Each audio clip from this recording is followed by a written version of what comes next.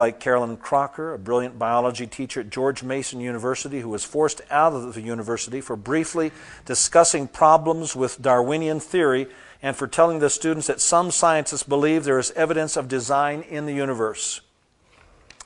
Well, people are being intimidated by it, and they are so upset. Richard Dawkins, who received an email from a producer at Rampant Films inviting him to be interviewed for a documentary called Crossroads, which turned out to be this film by Ben Stein. He is just furious. Dawkins and other scientists who agreed to be interviewed said they are surprised and in some cases angered to find themselves not in Crossroads but in a film with a new name and one that makes the case for intelligent design, an ideological cousin of creationism. The film, Expelled, No Intelligence Allowed, also has a different producer, Primus Media. And so he is so upset about this. That's in the New York Times, and they're talking about this center of controversy that's there at the Smithsonian, talking about this great battle that is going on.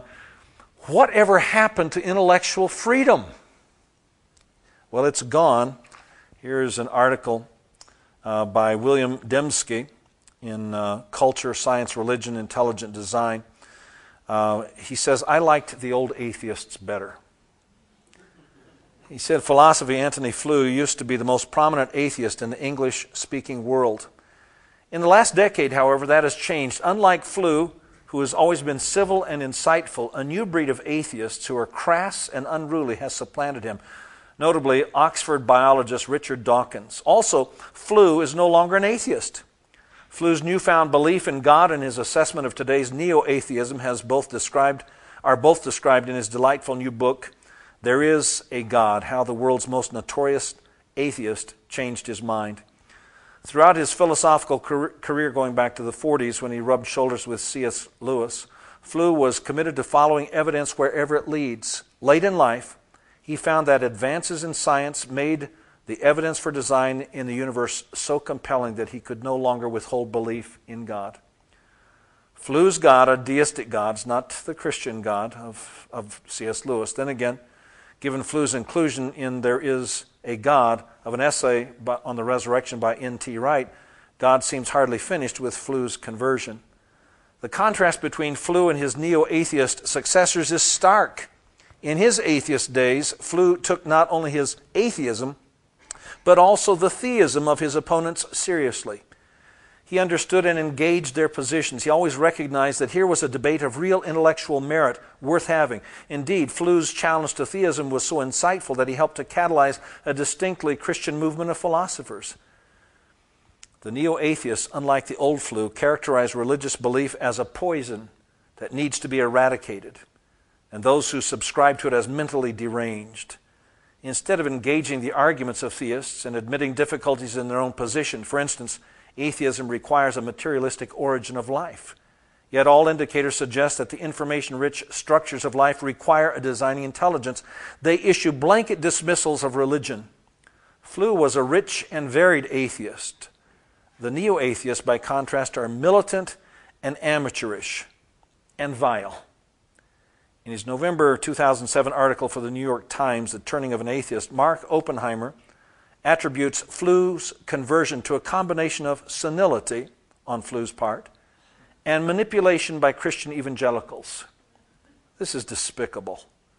I was on the committee to award Flew the Philip Johnson Award for Liberty and Truth, which he received at Biola in the spring of 2006. I made the telephone call to Flew on behalf of Biola, asking him to agree to accept the award. When I spoke to him, it was clear to me that he was in full possession of his faculties, and he knew full well the cost he was paying for breaking ranks with his atheist colleagues. Flew, as an atheist and now as a theist, has always exemplified integrity. I learned this not merely from his writings, but also firsthand. When Baylor University, under pressure from Darwinian materialists like Dawkins, shut down a Center for Intelligent Design Research that I directed, the Michael Polanyi Center, Flew protested to the Baylor administration, defending my academic freedom and the center's work that opposed atheism. That was back in 2001, while Flew was still an atheist. He said, I preferred the old atheists. On and on, you find these people whose work is being challenged. This is at Baylor. And the reason I bring this up is because I want you to see that evolutionism is a religious faith. It is not a science. Years ago, I was invited to debate for Mensa here in Denver. Mensa is a group of self-congratulatory geniuses. They're convinced that they're brilliant. And having observed them that night, I was not equally convinced when I left.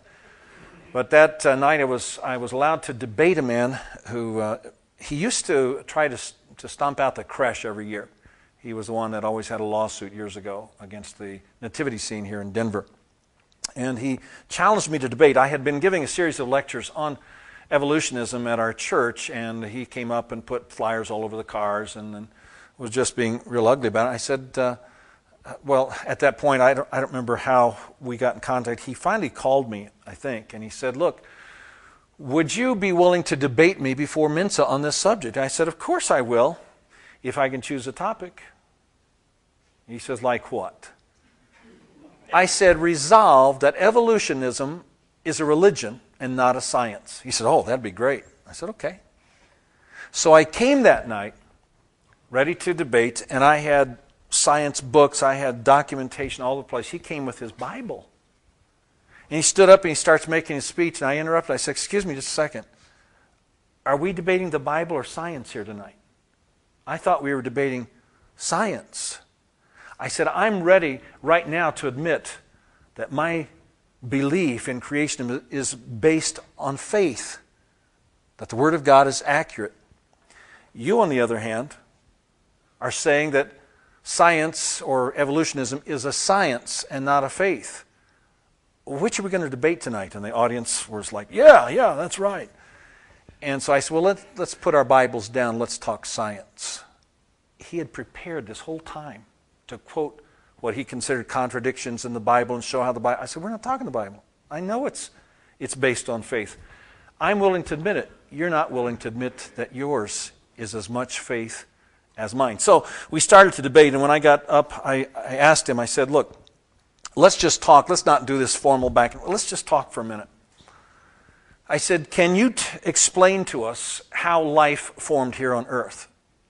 Well, there was this primordial soup of